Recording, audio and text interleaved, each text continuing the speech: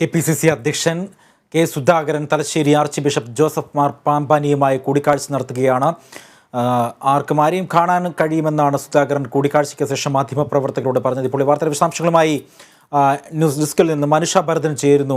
അനുഷ, ഈ കേരളത്തിലെ ക്രൈസ്തവർ എന്നും കോൺഗ്രസ്സുകാർക്കൊപ്പം എന്നാണ് ഈ ഇറങ്ങിക്കഴിഞ്ഞതിന് ആർച്ച് ബിഷപ്പ് മാർ പാമ്പാനിയെ സന്ദർശിച്ചതിന് ശേഷം ഇറങ്ങിയപ്പോൾ സുധാകരൻ പറഞ്ഞത്. ഇപ്പോൾ ഈ സുധാകരൻ്റെ ആശങ്കയെ തുടർന്നാണോ പാമ്പാനി ഇന്ന് സന്ദർശിച്ചത്? അജി, ഈ കോൺഗ്രസിൻ്റെ ഒരു പരമ്പരാഗത വോട്ട് ബാങ്കാണ് ഈ കേരളത്തിലെ ഈ ക്രൈസ്തവർ. ഒരു തിരഞ്ഞെടുപ്പ് അടുക്കുകയാണെങ്കിൽ തീർച്ചയായും ഇവരുടെ കോൺഗ്രസിനൊപ്പം നിൽക്കുമെന്ന് ഏറെക്കുറെ ഉറപ്പുള്ള ഒരു വിഭാഗമാണിവർ. അപ്പോൾ ഇവരുടെ ഈ വോട്ട് ബാങ്ക് നഷ്ടപ്പെടുമോ എന്നൊരു പേടി ഇപ്പോൾ കോൺഗ്രസിന് നിലവിലുണ്ട്. ഈ പേടി ഇല്ലാതാക്കാൻ, ഈ ഒരു ആശങ്ക ഇല്ലാതാക്കാനുള്ള ശ്രമം കോൺഗ്രസിൻ്റെ ഭാഗത്തു നിന്നും കുറച്ചധികം വൈകിയാണെങ്കിലും തുടങ്ങിക്കഴിഞ്ഞു എന്ന് വേണം പറയാൻ.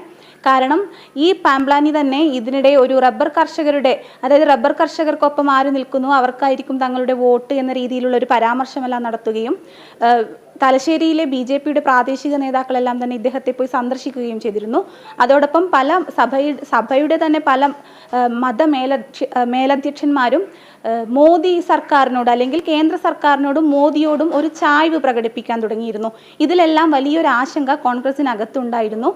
ഈ കോൺഗ്രസിനും പ്രധാനമായും A ഗ്രൂപ്പിനിടയിൽ ഇത്തരത്തിൽ എന്തുകൊണ്ടാണ് ഈ BJPയുടെ നീക്കങ്ങളെ ഒന്നും പ്രതിരോധിക്കാൻ കോൺഗ്രസ് തയ്യാറാകാത്തത് എന്നൊരു ചോദ്യം ഉയർന്നിരുന്നു. ഇതിൽ പ്രധാനമായും പറയേണ്ടത് ഉമ്മൻചാണ്ടി കോൺഗ്രസിൽ സജീവമല്ലാത്തതോടുകൂടി സഭയും കോൺഗ്രസും തമ്മിലൊരു അകൽച്ച വന്നിട്ടുണ്ട്.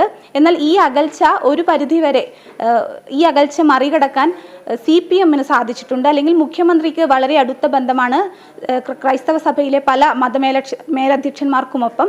അതുകൊണ്ട് തന്നെ ഈ ഒരു അകലമില്ലായ്മ ചെയ്യാനുള്ള ശ്രമം കോൺഗ്രസിൻ്റെ ഭാഗത്തു നിന്ന് ഇല്ല എന്ന് ഒരു വിമർശനം പരസ്യമായി ഉയർന്ന സാഹചര്യത്തിലാണ് കെ സുധാകരൻ ഇത്തരത്തിലൊരു കൂടിക്കാഴ്ച നടത്തുകയും കൂടിക്കാഴ്ചയിൽ അദ്ദേഹം പറഞ്ഞത് ചർച്ച ആശാവഹമാണ്, ആർക്കും ആരെയും സന്ദർശിക്കാം, അതിനത്തരം വിലക്കുകളൊന്നും തന്നെ ഇല്ല, അതിൻ്റെ ഭാഗമായാണ് തൻ്റെ സന്ദർശനം എന്നെല്ലാം പറയുന്നുണ്ടെങ്കിലും തീർച്ചയായും ഇത് ക്രൈസ്തവരെ തങ്ങളുടെ ഒപ്പം ചേർത്ത് നിർത്താനുള്ള ഒരു നീക്കത്തിൻ്റെ ഭാഗമായി തന്നെ എന്ന് വേണം വിലയിരുത്താൻ. അജി, ഒപ്പം അനുഷ, ഈ സുധാകരനൊപ്പം മറ്റേതെങ്കിലും തരത്തിലുള്ള നേതാക്കന്മാർ ഉണ്ടായിരുന്നോ?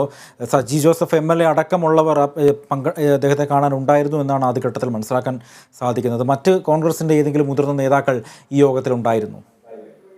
സജീവ് ജോസഫ് MLA അടക്കമുള്ളവർ ഉണ്ടായി എന്ന് പറഞ്ഞാൽ തന്നെ വളരെ കൃത്യമായി ഈ ക്രൈസ്തവ വോട്ട് ബാങ്കിനെ ചോരാതെ കാക്കാനുള്ള ഒരു ശ്രമം എന്ന് തന്നെ പറയണം.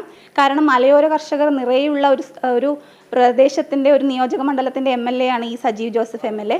അപ്പോൾ അത്തരത്തിൽ നോക്കുകയാണെങ്കിൽ ഈ ക്രൈസ്തവ വോട്ട് ബാങ്ക് ഒരു തരത്തിലും ചോർന്നുകൂടാ എന്നൊരു ഉറപ്പ് കോൺഗ്രസിനുണ്ട്. ഇനി വരാനിരിക്കുന്ന ലോക്സഭാ തെരഞ്ഞെടുപ്പിലടക്കം നിർണായകമാകുന്നതും കേരളത്തിൽ വലിയൊരു ന്യൂനപക്ഷത്തിൻ്റെ ഒരു വലിയ വോട്ട് ബാങ്കാണ് ഈ ക്രൈസ്തവർ എന്നത്.